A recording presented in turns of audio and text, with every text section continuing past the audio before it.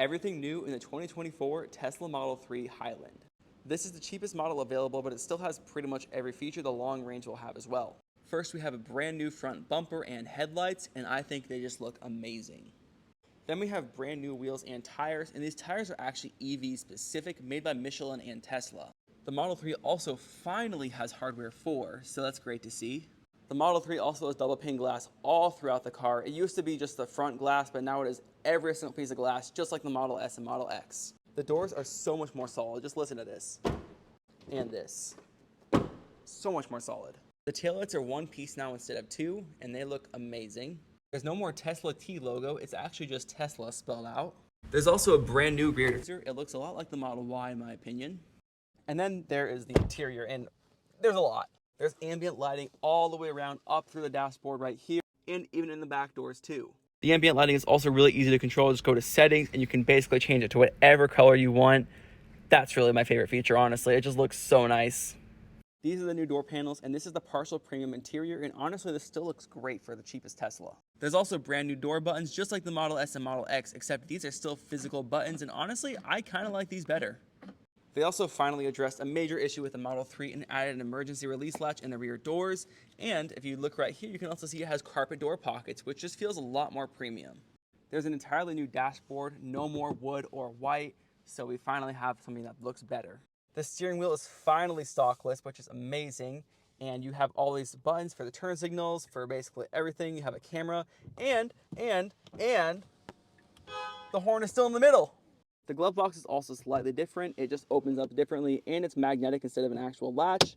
A little bit loud. The center console is greatly improved. It's just like the Model S and Model X, except a little bit more simplified. These are basically the same wireless charging pad that the Model S and Model X have. And now instead of tapping the Tesla key right here, you tap it right here on the charging pad, just like the Model S and Model X. These lights are no longer push buttons. They're actually just capacitive touch buttons. And the emergency brindle is actually right up here, and they're touch capacitive when you're, not charging. And if you press this, that's the hazards. The armrest is also finally magnetic. So nice to see. I hated that little clip. There's also only one USB-C now in the center console, but it's 65 watts, which is pretty nice. The front two seats are ventilated, so they're finally able to have a cooling function, which is really nice, and it works really well. These customizable buttons from Enhanced Auto are also still compatible with the Model 3, so I can press this to close the mirrors, or even press this to open the glove box.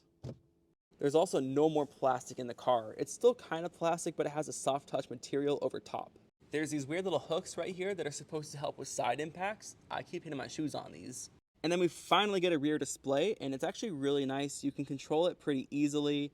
You can actually just move this around. I like how there's little circles. You can press right here for lower speed or higher speed. Then you can also turn your heated seats on. There is one less heated seat. The middle seat is no longer heated. But this is kind of cool. You can actually move the passenger seat up. And Carter pre-sees as you're watching this, you cannot actually hit the visor anymore, so don't worry. You can also control your music just like the Model S and Model X, and there's entertainment options. There's also two USB-C ports below the center display. The arm has been changed as well. It's kind of similar to the Model S, except it doesn't have the wireless charging pad, but the cup holders are now side by side instead of front and back. The back pockets of the seats are also changed because they changed this to be kind of better, so you can kind of sit in here. And this is my regular seat position, and my knees fit just fine. It's a lot better. But you have this like Rivian seat pocket. And again, these lights are touch capacitive now, which is, I don't know, it's all right. And like I was saying earlier, when this goes up, you can actually see there's more lights down here just in case. There's also this other side area that was never there before, just for storing extra stuff. It's not too big, but it's there. They're also just using better materials throughout the car. This used to be plastic in the Legacy Model 3. And they fixed the beep. It's the same as all the other cars now. It used to be like a now it's fixed. It also has two power trunk struts instead of one. The old Model 3 only had one, which kind of bent the trunk sometimes. The front trunk has also been improved greatly. So the windshield wiper fluid thing is actually right here. So I don't have to lean over to pour stuff in here anymore. It's just right in the front, very user-friendly. There's also been some slight suspension improvements, but Kyle O'Connor can honestly explain this better than me, so go check out his videos. But overall, I'm really happy with this refresh. I mean, the car design was 6 years old, so it was coming. I'm really excited to see what Tesla does with the Model Y Project Juniper.